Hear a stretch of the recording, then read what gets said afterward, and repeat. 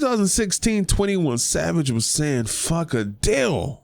2017, he's saying, give me them bags and my deal for real. As you guys know, 21 Savage was definitely a rising star in 2016. The dude, in my opinion, not lyrically wise, but what I'm saying is the dude was definitely one of the top 5 rappers in 2016, and he did that without a deal. He was selling out. He was on tour. Them tickets were selling out. So 21 Savage did an interview with Rap Radar today. Now, he spoke about a lot of stuff, so we're going to be talking about all of that. Now, if you guys want to go check out any of this interview or any of that, it's going to be on the DomisLive.com website. The link is going to be in the description below.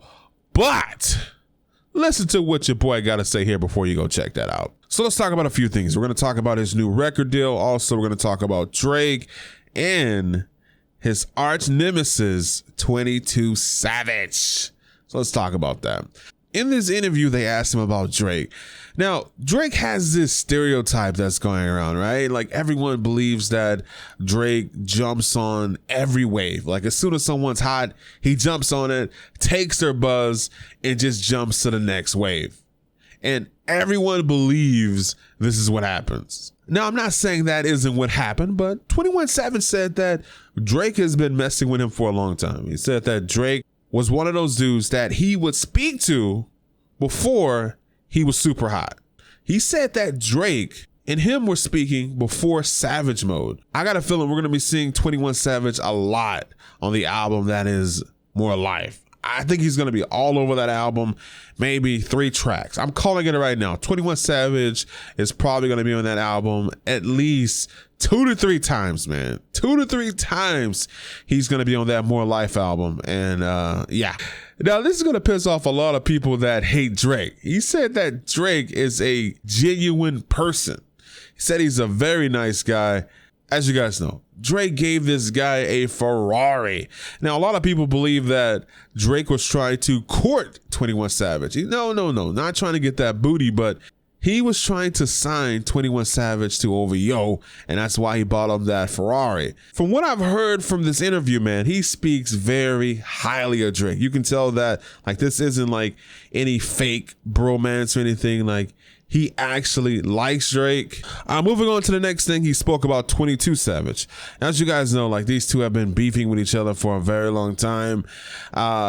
It first started off like as a joke, right? All of a sudden, 22 Savage, he got the buzz, he got the attention. Then that went from being a parody, him just straight up trolling. And him saying he wants to fight 21 Savage, saying he wants to kill 21 Savage, just him just saying anything he could to get that attention.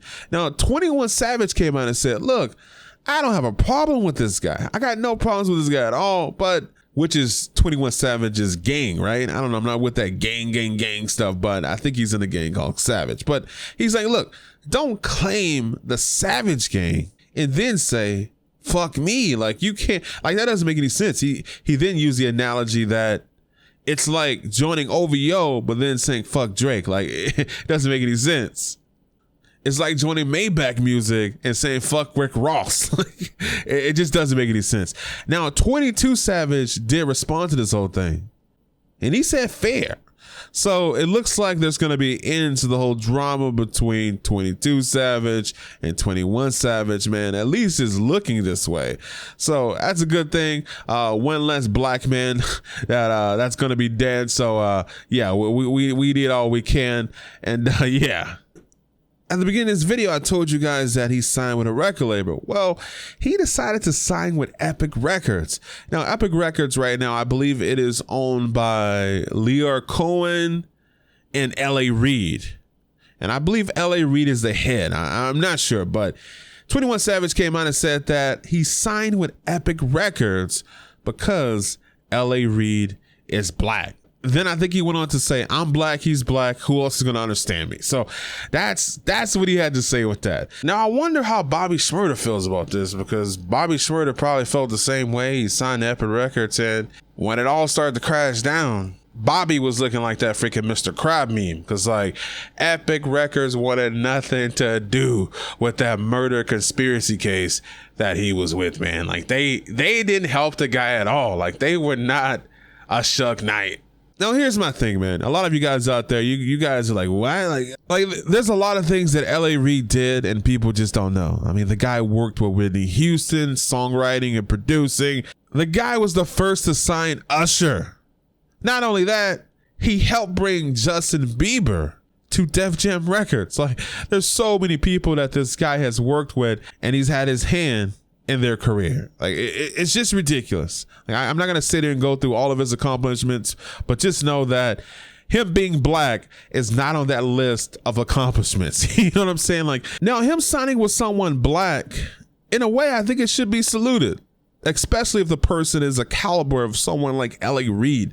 And the reason I say that is because if you want to create power inside the black community, you got to work together. You got to work together, man. Now, a lot of people may think what he said was racist, but what do you guys think Chinatown is, man? Chinatown is in every city. Chinese people all over America got together in every city and decided to all buy a piece of land. And they bought blocks on blocks, right? And they all buy from each other. They all work together. They only buy from each other. Very rarely will they buy from anyone else. And if they are buying from someone, it's at one of these stores that everyone goes to. You're not going to see like Chinese people like shopping at a black store, Mexican store, or anything like that. You're not going to see that. You may see them in a Walmart. But other than that, they're buying from each other. Now, I don't want to go too deep into all this kind of stuff, but we need more of this in the black community. And I'm not saying that we should be racist or anything like that, but what I'm saying is we need people in our communities to buy property. This didn't bother me back then, but it bothers me now. Whenever I see these Asian people, these people from Iran, or whatever the case is, man, when I see these people buying property in the hood and just sucking all money, all resources from the black community and taking that money and making their own neighborhoods look better, I have a problem with that. And what disgusts me even more is when I see some black person saying, yo, this is my neighborhood, this is my hood. Mother sucker, you don't even own your own house. You don't own this. You got to start owning property to claim something to be yours. So I hate when I see these people from other races just sucking all money out of the black community just to build their own community. So, you know, black people got to start coming together, buy back the blocks. We got to start buying back our neighborhoods. And that's just what it is. Anyway, you guys have a great day. Thanks for watching my videos.